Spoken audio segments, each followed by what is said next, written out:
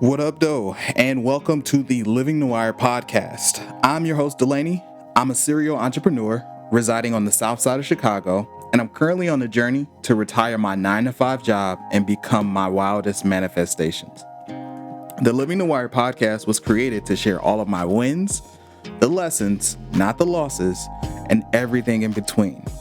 It's basically my journal. And my goal is to connect, empower, and inspire individuals to become their wildest positive manifestations by creating positive examples of determining self-worth, normalizing and advancing the conversation of mental health and generational wealth amongst the Black and Brown communities, and most importantly, creating and fueling our passions and hobbies to become foundations for our future success. So break bread with me as we all go on this journey together. And it all starts with taking the first step, and my step starts right now.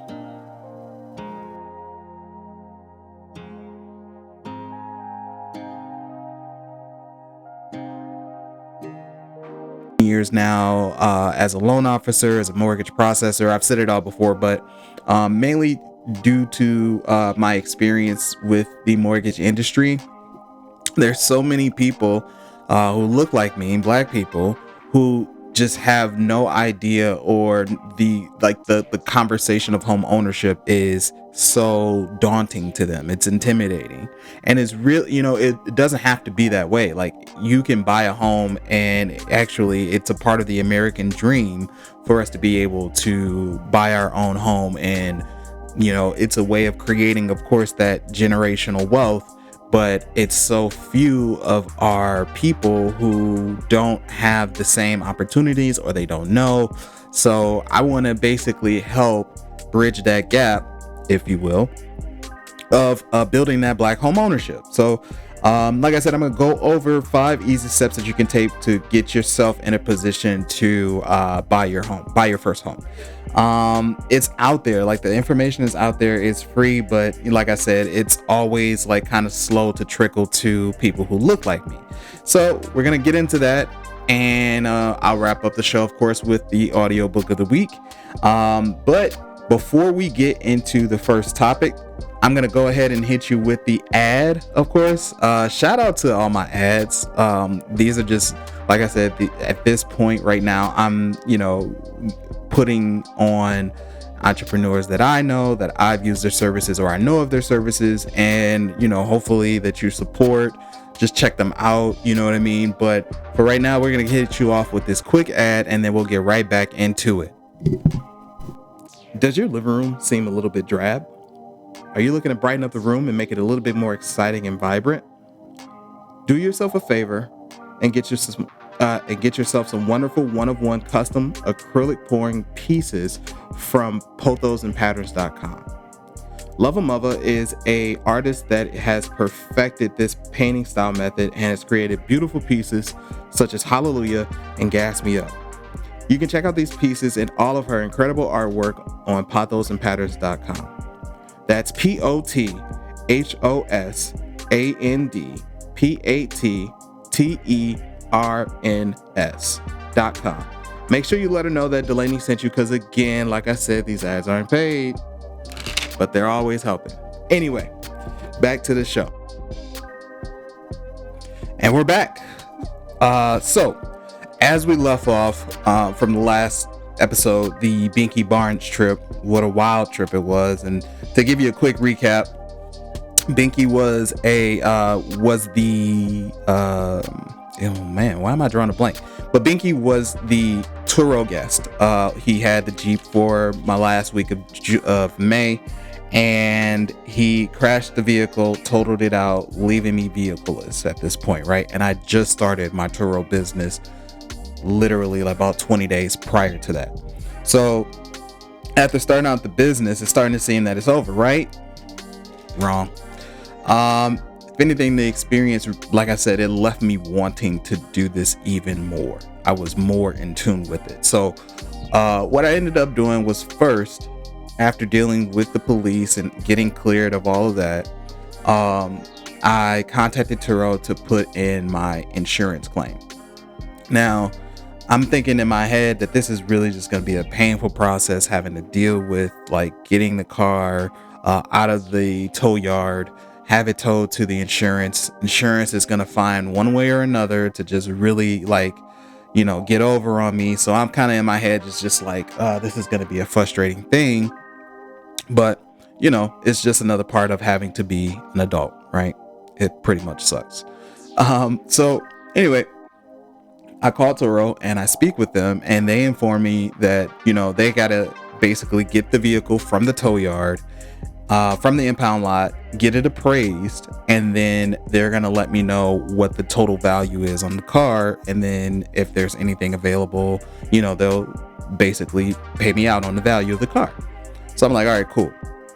So I coordinated with the tow yard and Turo to have the Turo tow truck come and pick up the car from the tow yard, get the vehicle, and take it to like one of their affiliate shops so they can appraise the vehicle. Now, to go back a little bit in the story, right? So it was the vehicle was a 2017 Jeep Cherokee. I bought that car back in November of 2019. I think at the time I had paid like $24,000 for it, right? I financed it. It wasn't like I just cashed out on it, but I financed $24,000 for the car.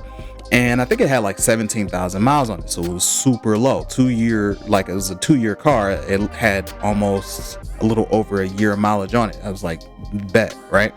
At the time of the accident in May of 2021, I owed about 19,000 on the car at the time. And I was just under like 30,000 miles. I was like at like 29 or something like that. So it was really low, you know what I'm saying? And that really worked out in my favor.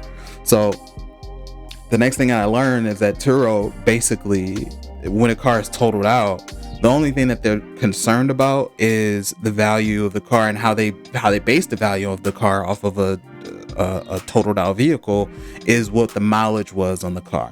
So it was like, all right, cool. They're not really concerned about any of that. So after a week of them having the vehicle, right, they were able to get back to me and they completed the appraisal. And also, I had said before that I was really concerned about what the insurance process was, but the customer service that I received from Turo throughout this entire period was top notch. I mean, from start to finish, it was great. Telling them about the accident and explaining to them the situation. They were thoughtful, they were caring, they were understanding. And it was, being that I've worked in customer service for so long, I know that it can be a thankless position. 1, 2, I know that I've experienced more, I don't want to say bad customer service, but more just kind of whatever customer service versus exceptional. So it's like they made me feel like they, of course it's an accident. So they know that it's like, oh, well, it was kind of like a hand holding thing. And that's what I kind of needed at the moment. Not to say that I was like all over the place, but I was calm. And if you're calm, then I'm going to stay calm. And it's, it just kind of works that way. So shout out to Turo, because like I said, the customer service that they gave me was fantastic. You know what I'm saying? So going back to it, basically I got the appraisal back, right?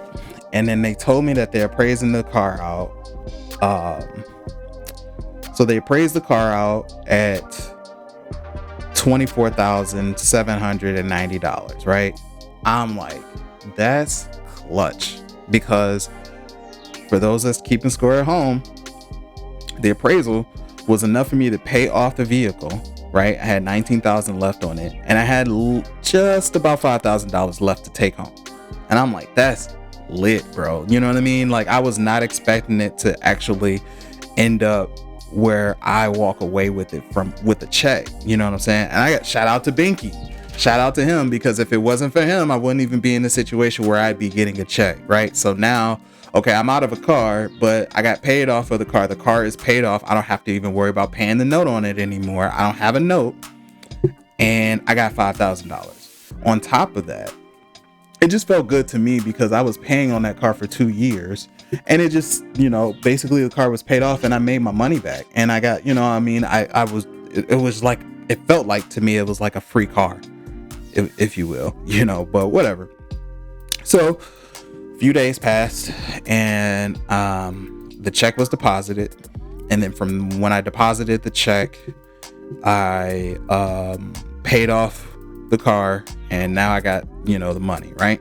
So I'm like, okay, what's next? So I'm planning out what's going to be the next move and how I'm going to move forward with, getting another car, because I'm definitely going to put cars back on this platform. So I started doing research on what I'm looking for in my next vehicle.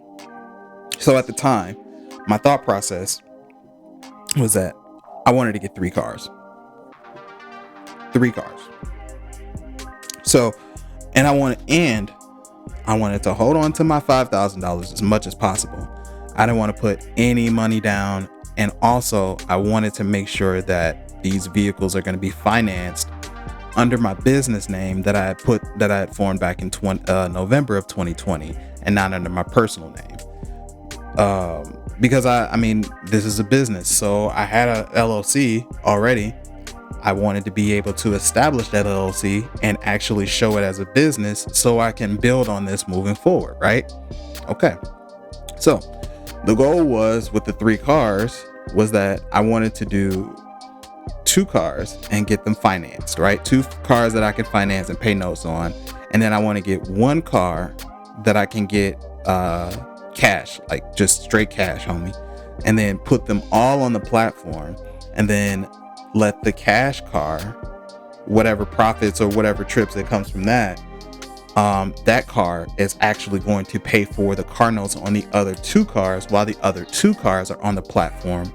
They're making the actual income and the revenue for the business. So I'm just thinking of ways that I can make this business more passive, right? So that's my thought process. And around this time, this is like the middle of June, I'd say. This is the middle of June of 2021. So, I'm still kind of juggling a lot of things at this point, but I'm thinking like, okay, well, what type of cars do I want? Should I really be like stunting out here and just get a Tesla, throw it on there? Cause that's an obvious moneymaker, you know what I'm saying? Or do I get a Benz or a BMW? Do I do something, do I get some nice whips? You know what I'm saying? Like, something like that. I'm like, yeah, I could do that, but those will probably be a little bit more expensive than what I'm willing to spend at this moment. And if I did get one of those vehicles, it will probably be the only vehicle I would get at this point. You know what I'm saying? So it would kind of defeat the purpose of what my actual plan was. And my thing was, I wanted to have more than 1 car. I didn't want to come back and just get another car. I felt like I would be in a stagnant situation. I wanted to grow. I wanted to multiply. I wanted to be able to do things, like I wanted to just be able to spread out a little bit more. So the thing is that I wanted to get 2 cars, and for each car, I didn't want to spend anything more than 20,000, but really like 15. You know what I'm saying? It was somewhere around there. Like 20 was my max, but it was really around that 15 to 20 areas where I wanted to stay on each car. So my thinking was, I wanted to use one of the vehicles, right? One of the vehicles would be considered like an economy vehicle, and then the other one could be my luxury vehicle. So, because yes, like I mentioned, you go on Turo and it's Teslas for days. There's Benzes for days. There's Hummers. There's like whatever, like Ferraris, Lambos, like all of that stuff. You see all of those for days, right? And those are like the stun on me kind of cars and stuff like that. But really, from my experience on the platform, is that people just need a car, bro. Like a lot of times people just need to get from A to B, or they have a trip, or their car isn't working right now. It's in the shop, so they need a replacement to get back and forth to work, or they're moving or whatever. Those have just been my experiences. So it's like people just need a car to get from one place to the other. So I had a few parameters that I had wrote out, and I wanted to, make sure that they at least check. It wasn't really a lot. It was just a few parameters that I felt like I wanted to hit on to make sure that it was accomplishing what I was looking for in a vehicle. And those parameters were, 1, the cars had to at least be SUVs, right?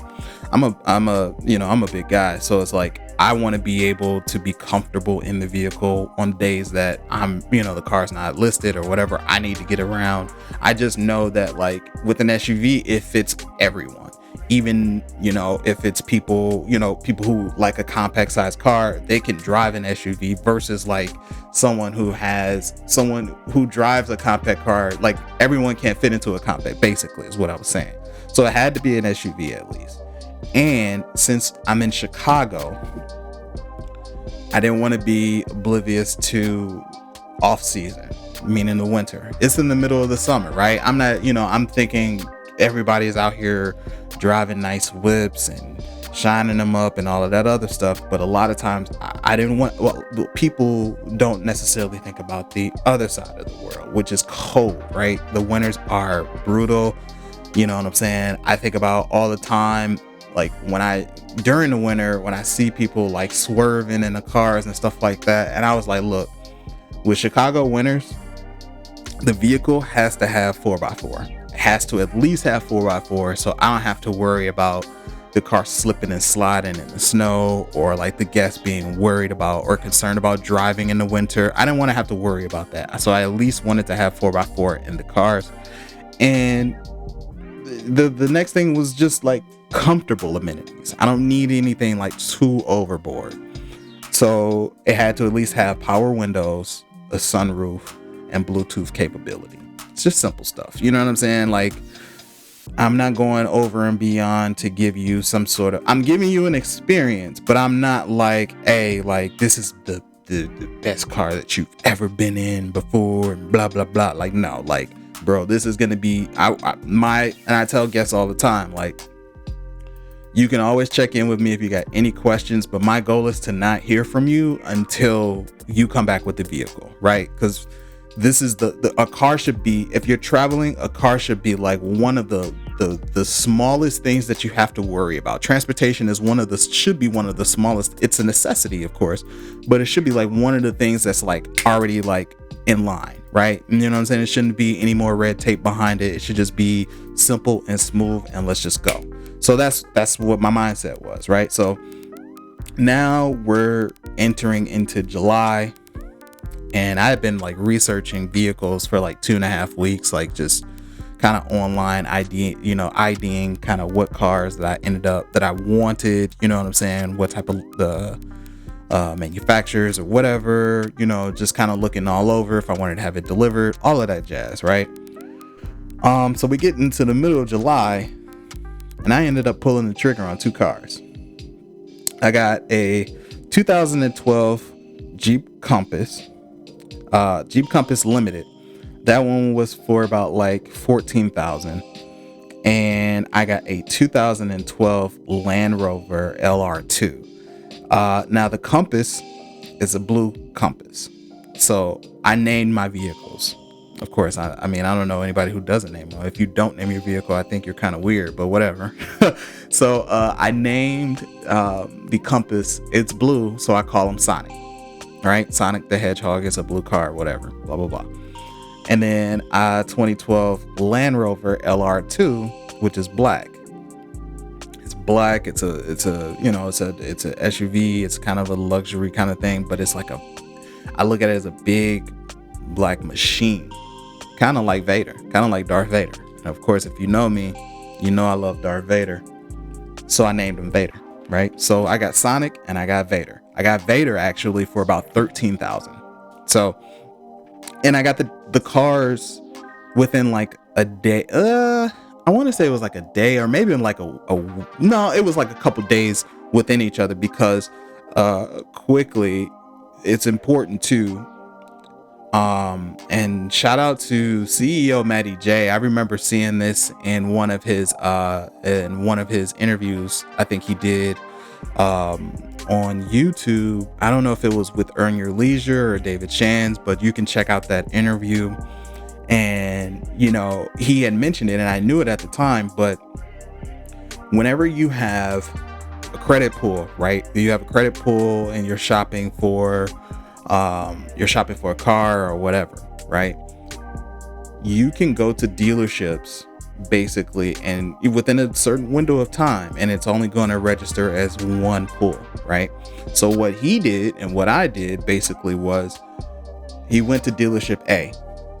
And you also have to make sure too, I'll explain in a second, but he went to dealership A and he told dealership A, hey, look, I want to get this car, but I only want you to pull my credit, meaning dealership A to pull my credit, because sometimes with dealerships, what they'll do is to try to see if they can get you financed. They're going to pull your credit, but they're going to allow for a bunch of other lenders to have access to your credit report as well, so they can figure out who you may be able to qualify for, whatever the best terms are. So I did that, and I told dealership A, I said, hey, I only want you to pull it, right? So it only shows as they're that pull. So I ended up getting the car from dealership A, and then a couple days later, I went to another dealership, and then I told them, hey, look, I want to get this car, and I only want you to pull the credit. So when dealership B sees that there's a credit pool, they're going to see that, oh, this guy's shopping. This guy already went to another dealership.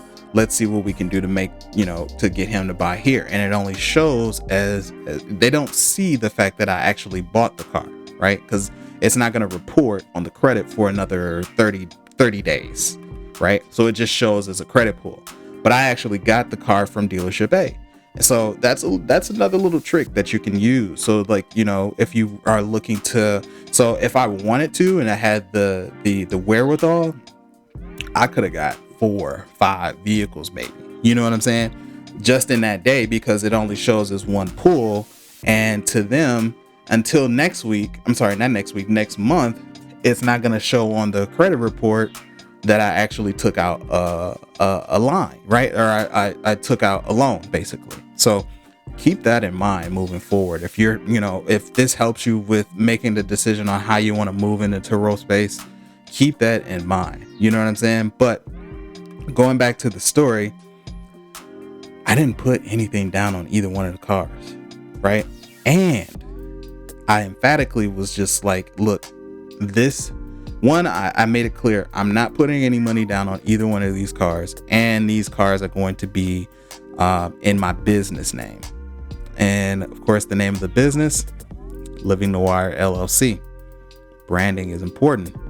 It's always important.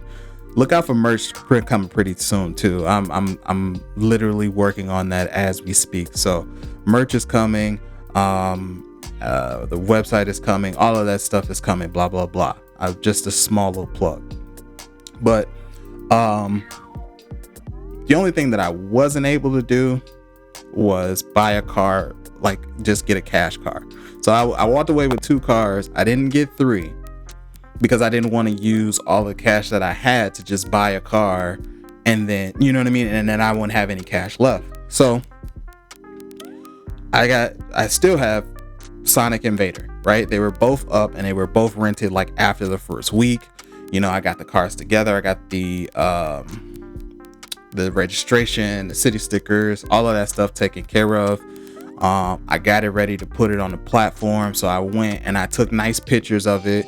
I'll do something pretty soon about how you should prepare to like list your vehicle on Turo. Got some nice pictures in front of a couple of murals.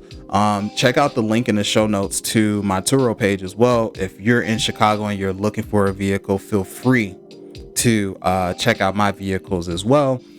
But like I said, I got them good and I got them all on the platform, and they've been doing pretty well. They've been doing well on them ever since. In the span of 2 months, June and July, or actually the end of May, 2.5 months, I went from having 1 car to getting it totaled out to having now getting paid out for the car, getting money back for the car, and using that as leverage to put 2 new cars on the platform. Like, I had to sit back and actually like reflect on all of that as it happened. And it was just like, wow, you know what I mean? Like, that's actually pretty dope. I felt really good about that. You know what I mean? So now I got 2 cars on the platform, Sonic and Vader, and they're putting me in a position to where like I'm getting more I'm building on those systems again. I'm coming back to like I'm more confident as a business owner. I have my pre-check-ins that I don't deter from. You know what I mean? Like I'm more enthralled. I'm more involved in this, and I'm happy about it. You know what I'm saying? So that's what happened in that month. So like, just let me know what did you think about it? You know, had you considered Turo? Are you still thinking about it? Did this story kind of help you one way or the other? You know, any concerns or anything like that, talk to me. You know, hit me up on Instagram, leave me a review, you know, and we can discuss it. You know what I'm saying? So I got more stories that I'll tell you about my experience with Turo, and I'll continue to share them amongst this, you know, but my goal is to at least inspire one person to start whatever they want to do. It doesn't necessarily have to be a business or whatever passion they want to do. And I'm not even saying that doing this Turo business is my passion, but my passion is my freedom. My passion is my time. My passion is spending it the way that I want to be able to spend it. So I want to be able to share stories like this to show that like all you have to do is just get started somewhere and just keep at it. You know what I'm saying? I'm nowhere near where I want to be, but I'm definitely further than where I've been, right? So let me know what you thought about it. I really hope that information like helped you at least understand where I am when it comes to Turo, and it still hasn't even been a whole year that I've been on the platform, but I'm way more comfortable than what I was before, right? So let me know, tell me about it in the comments, and we can talk about that. But next up, we're going to get into the 5 introductory tips that you can take to prepare to purchase your home, like your first home, right? And then afterwards, we're going to wrap it up with the audiobook of the week. But before we go ahead and get into the tips, you know what time it is. It's ad time, baby. We'll be right back after this.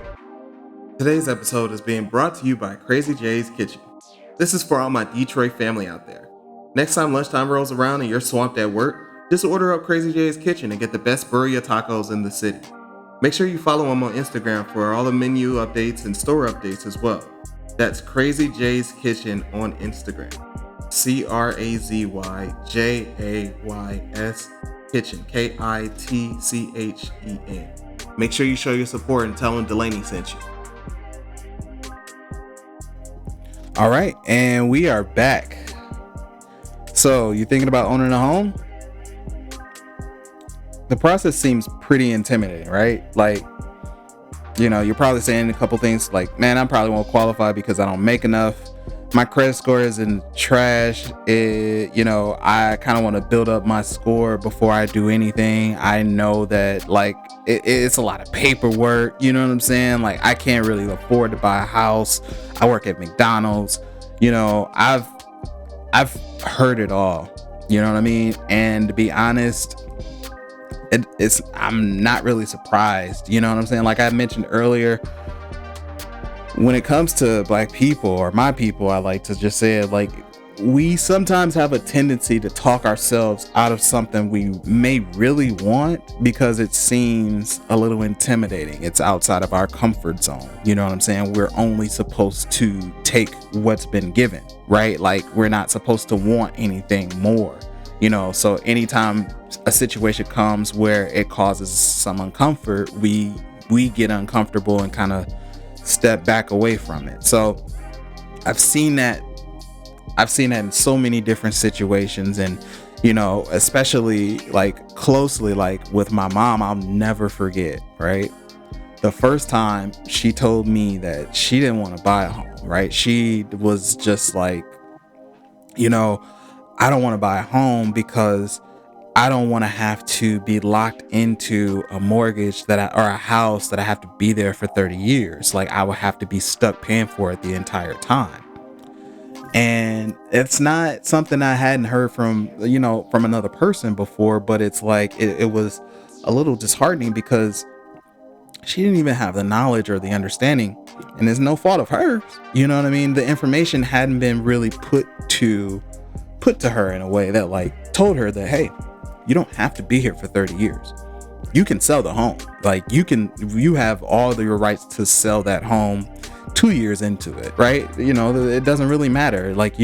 But just just hearing 30 years sound, I mean, it's longer than a life sentence, right? Like it would do that to you. If you don't understand, it kind of just paralyzes you, and it's like, nah, I don't want to do that. I'm gonna just, whatever, I'll keep renting, and that's fine. And that may be fine for people who want to rent, you know what I'm saying?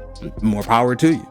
But I know the power of purchasing a home and what it does to, you being a homeowner, one, and two, you're paying yourself back in a way. And, we'll get into that a little bit later, but I just remember her saying that to me, and that really hurt my heart because, she isn't the only person who feels that way. I mean, that's pretty prevalent amongst our community. So, it's important for me to kind of like start to share a little bit of the things that we can do, like the small steps that we can use and turn them into bigger steps to build onto the home ownership. So I'm going to just go over 5 quick things that you can do today, right, to build a plan on becoming a homeowner, right? So the first thing that I'm going to start with, number 1, is that you should understand what is on your credit report and have some knowledge of approximately where your credit scores are. Now, your credit report and your credit scores are 2 separate things, but you need them both. You need to understand them both, or have a better understanding of them both, right? So if you want to buy a house and you kind of feel lost of where to start, then the best place for you to start is just to do a self-evaluation, self-credit evaluation. And a lot of people, they don't even know that you get a copy. You are eligible to receive 1 free copy of your credit report every year. So annually, you can do that. Yes, that's an actual thing, right? And it's legit, right? So the Federal Trade Commission, which is a government-backed commission, but like the FTC, they actually have a parameter for consumers, right? They're in charge of basically consumer protection and all of those things. They basically make it so that you are able to receive 1 free copy of your credit report. Now, how do you do that? It's pretty simple, right? You can do it if you do it once a year. It's 1 annual credit report. And on that report, you'll get the information from your 3 credit bureaus. And the 3 credit bureaus are TransUnion, Equifax, and Experian. So now you have access to the reports for free, but you don't have the scores. That's the difference. So the report will tell you all of your credit line items. If you have any liabilities like a car loan, credit cards, a mortgage, what am I drawing a blank on? If a personal loan, student loans, all of that stuff, that'll be on your, if you have any charge-offs, stuff like that, that's going to be on your actual credit report, right? So the credit scores are basically a representation, or in a number form, of what the health of your credit, of what the credit report actually looks like. Does that make sense? So it's basically like an overall grading score of what your credit profile looks like, right? And you have 3 different ones from 3 different credit bureaus. And now, you can still get your credit scores for free, but they're not necessarily they're more of an approximate figure, which is perfectly fine. Is what you'll need at this point, because you're not going to want to spend any money. And I'll show you how to get to that a little bit later. But for the credit report, you can obtain the credit report itself from annualcreditreport.com. Annualcreditreport.com. Now, I'll admit, of course, you hear something as simple as annualcreditreport.com and it sounds like it's a bit scammy. I understand and I hear you, but it is legit.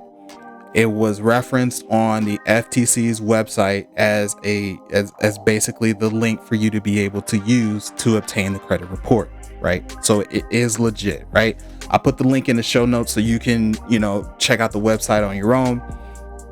But like I said, you can review your report And they also allow you to dispute anything that's on there that may look fishy to you. So if you had, like, I know for me, I had a spat with Comcast, and that's another story for another day. Long story short, it was probably like maybe 10 years, almost 12, 15 years ago now. I had a modem from them and I gave it back to them. They gave me a receipt, but then they claimed that they never got the modem back, and they added that to my credit report. They basically sent me to collections for it. So I had to dispute that, and I had the receipt and everything. So I went through and I actually disputed that and got it removed from the credit report. So you can actually do that too on annualcreditreport.com. And you can dispute anything that may look fishy or anything like that if you have, but it also just helps you with getting an idea of where you stand, right? So you can look and see if you have any accounts that are derogatory, like you got any charge-offs accounts, you got any accounts that are in collection or in default, any bankruptcy history.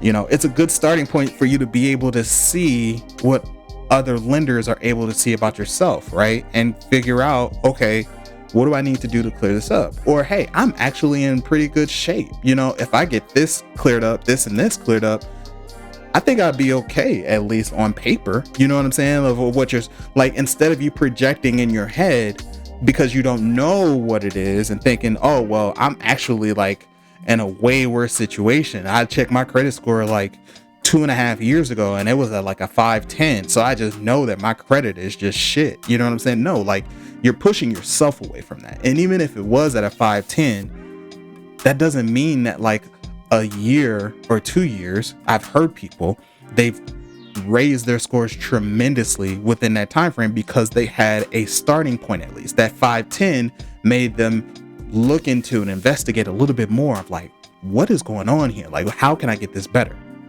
It's out here for all of us. We all can eat. Like, we all can do this. Like, we just have to get out of our own way at times. You know what I'm saying? So like, this is a good starting point for you to be able to do that. And you'll want to work with any and every creditor that you have on there that you may have a collection with, because you can, because you want to just get that stuff out of the way. Like, you get any of the derogatory stuff out of the way, right?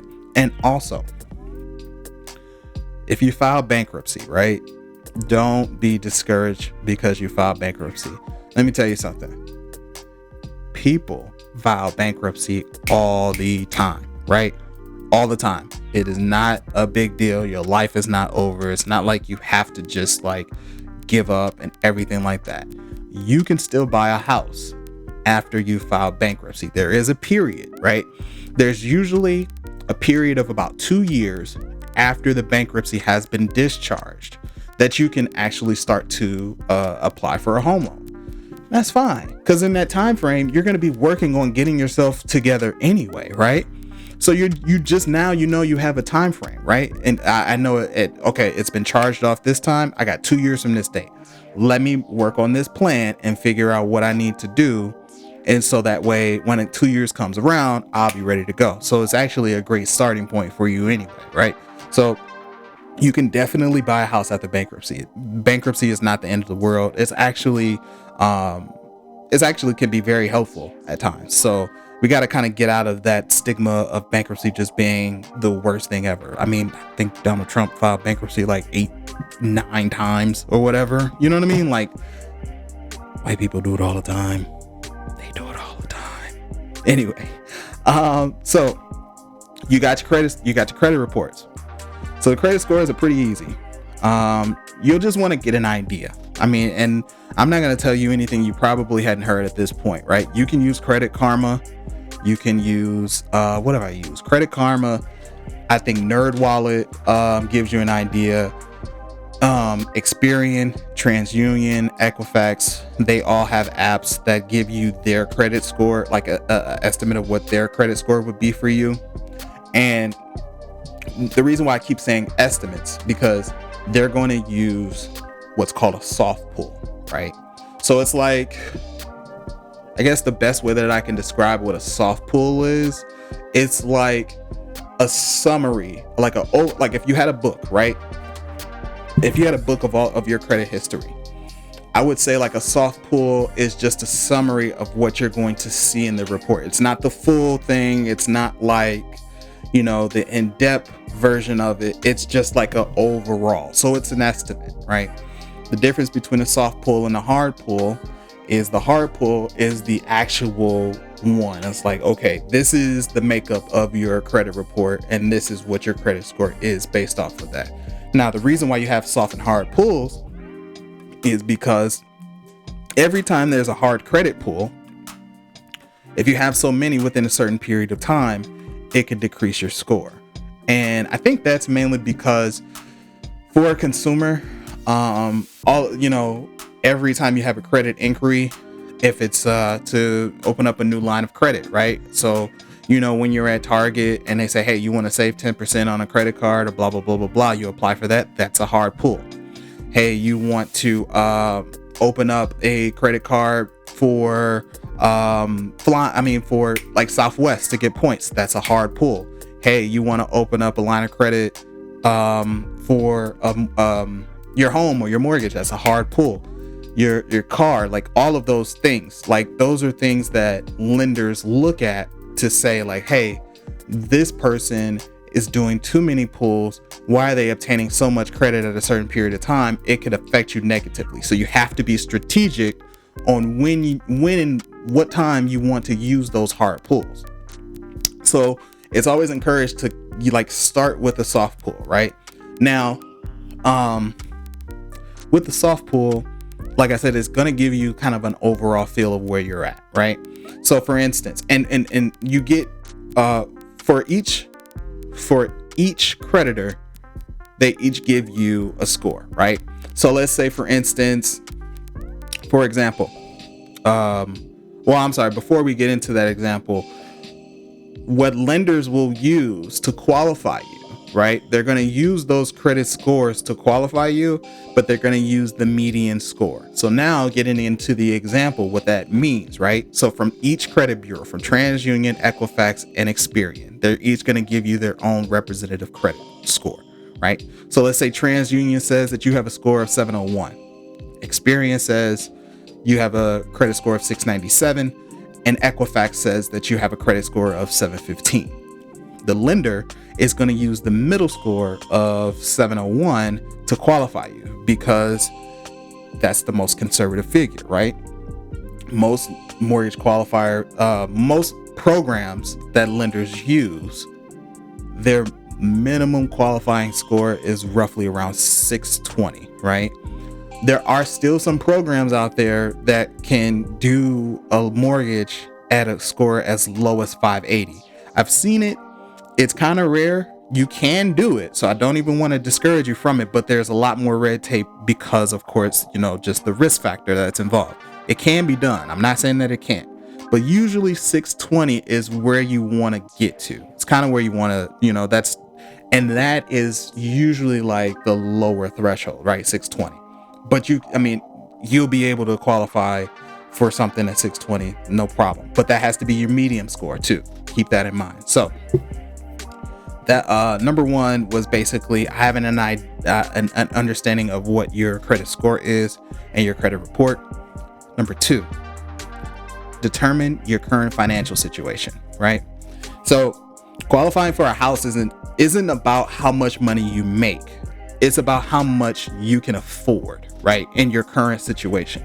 So, and how this is determined, lenders use what's called your debt to income ratio to determine, or DTI, to basically determine how you qualify, right? And debt is basically, a good thing about it is that debt is, in the eyes of lenders, debt is what's considered on your credit report. It's not necessarily considered your month-to-month bills, like your utility bills. No, that's not necessarily considered, like your gas bill, your cable bill, things like that. They don't concern themselves with that. But the credit card bills, the student loans, any mortgages, the car notes, any personal loans, anything that shows up as a liability on your credit report is what the lenders will use to factor your debt to income ratio. Now, you are able to figure out what your debt to income ratio is, and I'll show you how to do it. So it's very simple.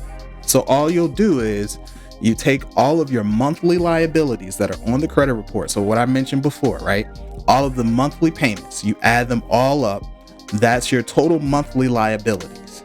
And what you'll do is you'll divide that figure by your total monthly gross income, not net, your gross income. So that actually helps, because lenders look at your gross income and not your net income. So and the difference between gross and net, if you're not familiar, your gross income is basically when you look at your pay stub, it's the figure before the taxes come out, right? Your payment before your taxes, your deductions, all of that. That's your gross figure. That's what they use. Your net, of course, is how much you get after all of those taxes and deductions have been taken out, what you take home.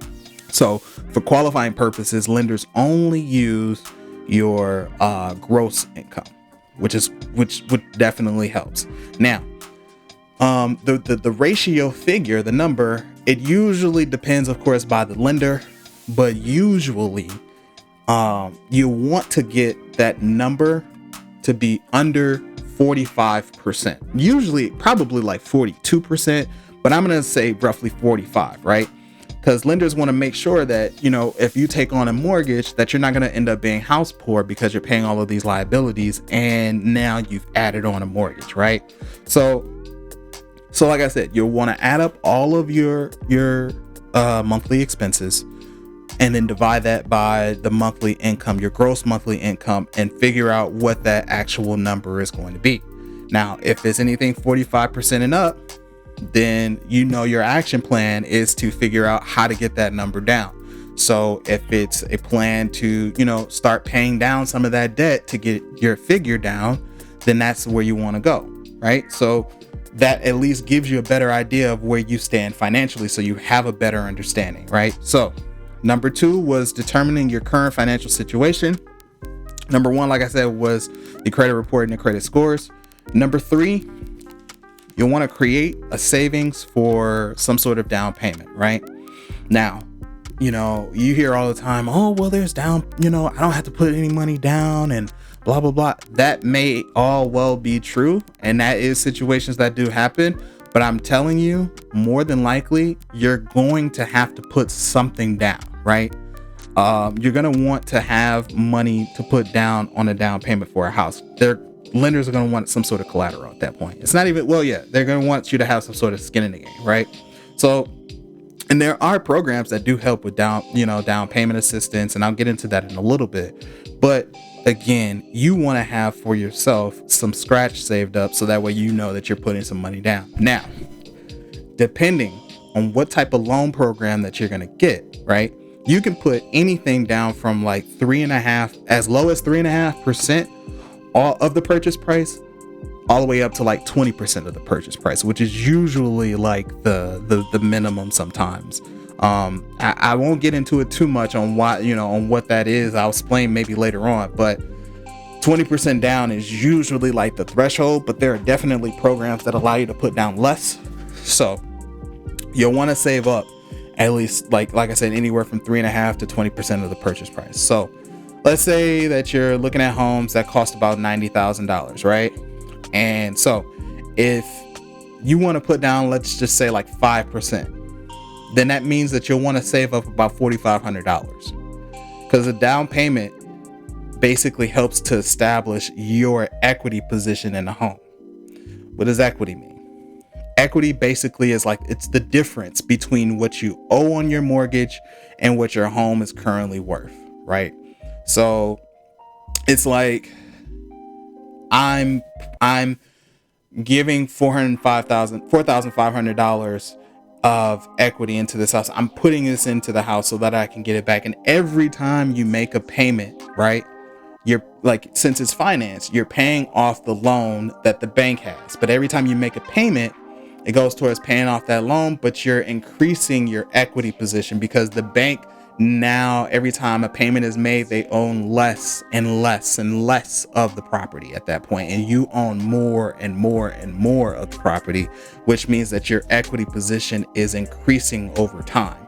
That's why the difference between a mortgage and getting rent, that's what I mean. Is like you kind of get it back on the back end, because you're going to eventually increase your equity position over time to where you'll own the entire place, and whatever that value is, you'll own that outright. So it'll be yours, right? So save up some scratch for a down payment. Number 4, you need to have a basic understanding of what lending programs you have available to you, right? So generally, there are, of course, like a whole bunch of different loan programs that are available for home buyers, but the basis of them are broken down into conventional loans, VA loans for veterans, and then government-backed FHA loans, which is the FHA stands for the Federal Housing Administration, right?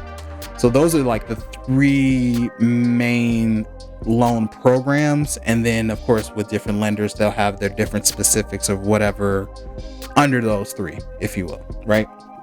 So conventional loans are like the loan programs that are created and underwritten with guidelines that are meant to comply with, and you may have heard these 2 before. It's not Sallie Mae, but it's Fannie Mae and Freddie Mac, right? You don't need to fully understand who they are. Just understand that the loans are underwritten for those 2 investor groups to purchase them on the back end, right? So like if lender A writes a mortgage to you, they're basically doing it on the guidelines that after they give you the mortgage, Fannie Mae or Freddie Mac is going to buy that mortgage after, like I said, on behind the scenes on the secondary market, and trade it in that way. Like I said, you don't really have to fully understand what exactly that is or what that means. Just know that Fannie and Freddie are the investors who purchase the mortgages on the back end, right? So conventional loans are the ones that are usually going to require that you put down 20%, right?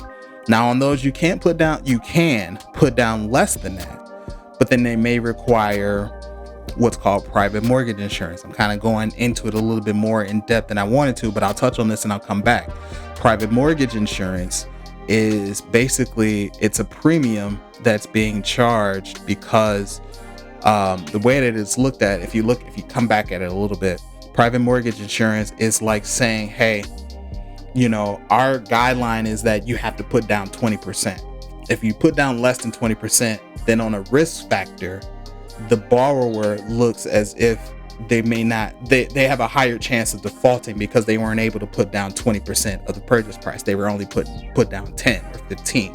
That means that we're going to add what's called private mortgage insurance onto that, which is a premium that the borrower will pay in their monthly mortgage, because the risk factor is more into play, meaning that the lender is looking at it as like, hey, if this borrower defaults because they couldn't put up the initial 20%, then this private mortgage insurance company is going to basically pay off the mortgage if this borrower defaults, right? So we add that premium in that the borrower pays until they are able to get to that 20% equity position. So you continue to pay that monthly until you get to that point.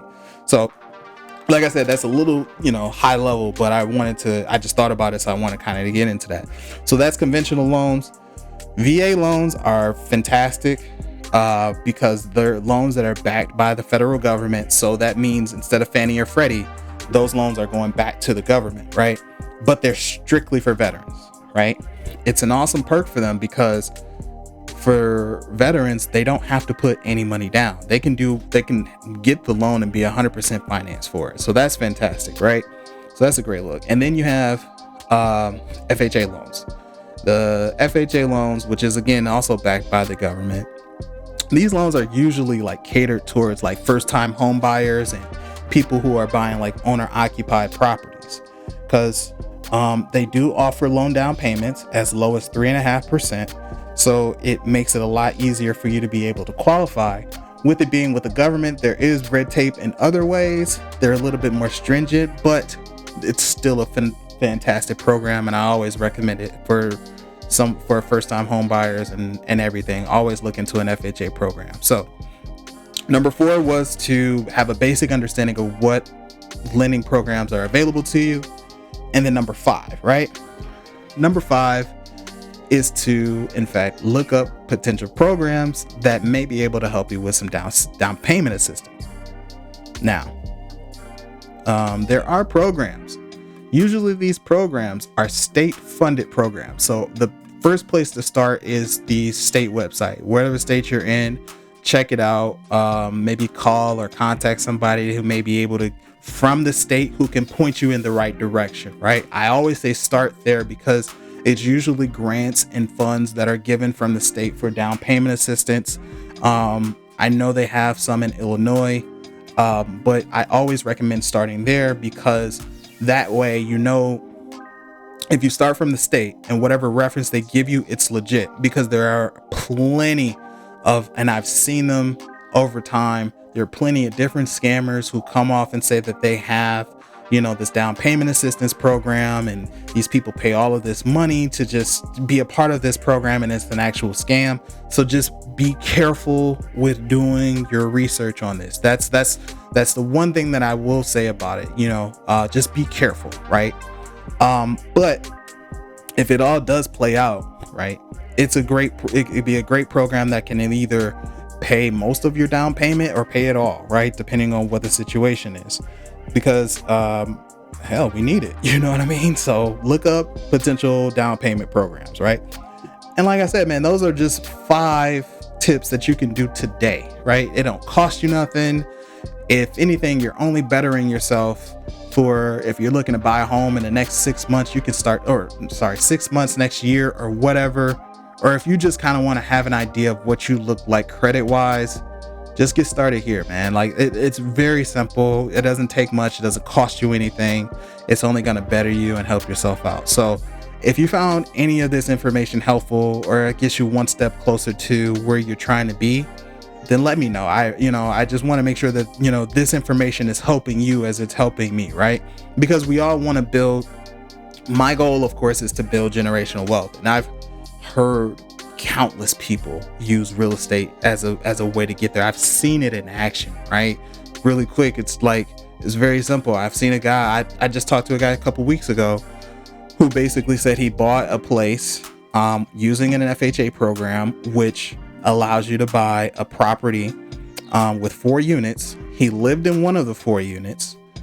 He collected rent from the other ones, which paid his mortgage, and used that over time as leverage, right, to then buy another place, which was another 4 unit that he lived in, and used the other people who were renting from his place to pay for that mortgage.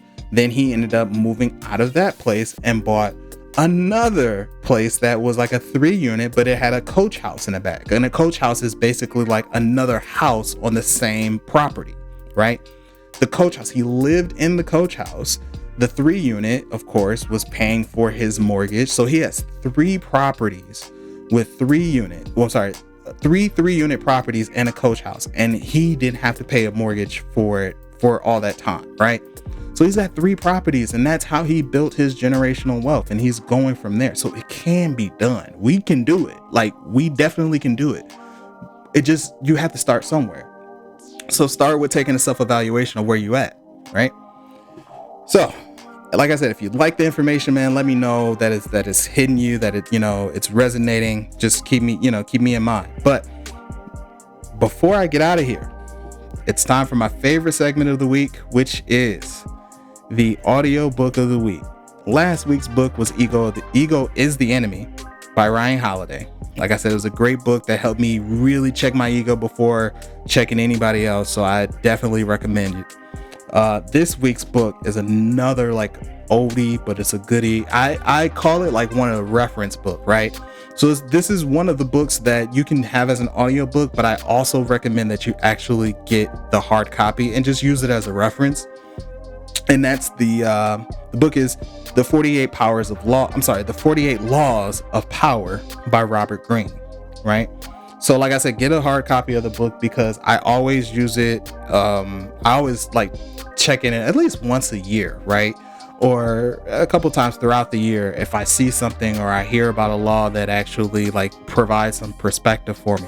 But if you're not familiar with it, it's basically, the book is about giving you 48 different principles that you can use on your day-to-day life to better your current situation, or give you a better outlook on how business is handled, or how you handle your day-to-day situation with your relationships, personal relationship, professional relationships. It's really on a professional standpoint that I found a lot of the information to be very helpful. I mean, there's different laws in there. Like, one of my favorite laws that are in there is like, never outshine the master. That's one of my favorite laws. Never outshine the master. No matter how much information that you think that you know, even if it is apparent that your superior or your supervisor isn't the most competent at their job, it's important to not show them up in their professional position, right? You always want to make sure that you can have that understanding for yourself, but you never want to outshine the master. So that's why I said it's a reference book, because you can just go into it, pick out a law and read up on it, and it'll provide you with so much more clarity. So, like I said, the 48 laws of power. I don't know why I keep doing that, but check it out. Let me know what you think of it. There is a link in YouTube for the audiobook. I will upload it into the show notes as well. But like I said, I strongly also recommend that you keep a hard copy. We have a hard copy at the house here. It's full of underlines and highlights and sticky notes and blah, blah, blah. Like, it's a really good book. It's a thought-provoking book. It's a thought-changing book, right? And that's it, man. That's all I got. Wow. I mean, we just kind of power through it, you know what I mean? But this is another week of the Living Noir podcast. I thank you so much for supporting the podcast. Thank you for supporting me. Most importantly, man, as I'm getting more comfortable with it, I can feel it, right? I'm getting more comfortable with recording this. I got a lot of things on the horizon that I'm working on doing. This is episode 5. I think this is 5, right? 1, 2, 3, 4, 5. Yeah, I think this is episode 5. So fantastic. Like, I'm able to wrap this up. Let me know your thoughts, right? Like I said, with Turo, that's going pretty well, right? And how I was able to start, come out of it with 2 additional cars. And, let me know if the information really helped you with getting your finances in order to buy a home, if you're looking at buying a home. But follow me, right? Follow me on Instagram at Living Noir, and that's LIVINGN0IR. If you like the content that I'm giving you, leave me 5-star reviews, please and thank you. If you like the content, leave me 5-star reviews. I'm not going to tell you to just leave me 5-star reviews, but if you do like it, then leave me 5-star reviews, because that helps with the algorithm, of course. Algorithm is key, but I'm trying to get this message out here. And if you want these episodes to keep coming, then, help me help you. You know what I mean? So on that note, I'm going to leave you with this week's, I don't know what to call it, like the phrase or the quote of the week or whatever, but it's just like, it's something that I always think of when it comes to Black vernacular or whatever, or Black situations, I don't know, but I always like to think about these things, right? So, and this one is basically, it's a situation that comes up, somebody invites you to go somewhere, and you don't really know how to tell it to them, but you may not want to go, so you just be like, I'll let you know. And the emphasis is on the no part, right? Because it's not KNOW. Basically, you might as well have just said I'll let you know, because it's a delayed NO, right? Pretty much. So whenever if you invite somebody somewhere and they're like, I'll let you know you can count them as a no, pretty much, right? But I just find it funny because, it always comes up in my circles, amongst my people. So I love hearing that. But yeah, man, I'm out of here.